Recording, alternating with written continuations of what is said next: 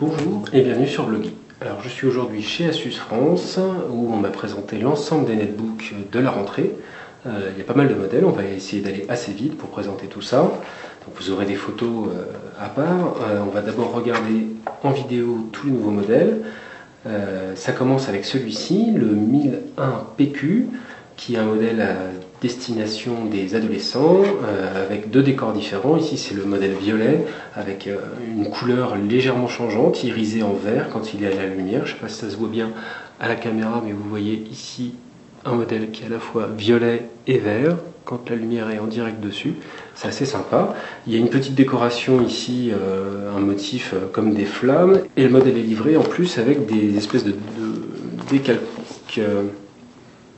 Et le modèle est livré en plus avec des espèces de stickers qu'on va pouvoir positionner sur l'engin, sur la coque, pour la personnaliser un peu plus ou pour les mettre ailleurs. Alors la grosse différence avec les autres modèles et celui-ci, c'est la présence d'un système de contrôle parental. C'est-à-dire qu'au démarrage, l'engin propose par défaut de gérer la connexion en autorisant ou en interdisant un accès à Internet comme le souhaitent les parents. D'un point de vue fonctionnement matériel, c'est vraiment un engin très ressemblant au modèle existant. On a un clavier de type Chocolate, donc avec des touches légèrement espacées, mais c'est pas du chiclette.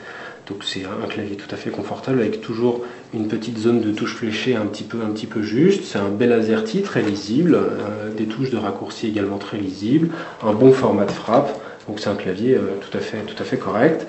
Un pavé tactile qui est le même que les anciens modèles de la marque, légèrement texturé avec des petits picots. On a également un seul bouton de clic avec clic droit, clic gauche. Donc vraiment un modèle d'un point de vue matériel qui ressemble beaucoup aux produits existants. L'écran est mat, c'est un 10,1 pouces. 1024 par 600, donc très standard, écran sans grande particularité, des angles de vision corrects sans plus.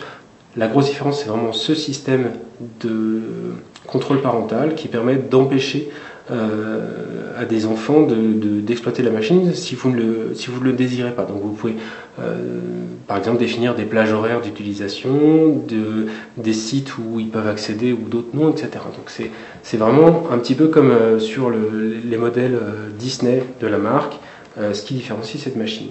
D'un point de vue matériel, c'est un engin très commun. Donc on a un Atom N450, 1 Go de mémoire vive, 250 Go de stockage. Par rapport au précédent modèle de cette gamme-là, on a 250 Go de stockage et non plus 160 Go.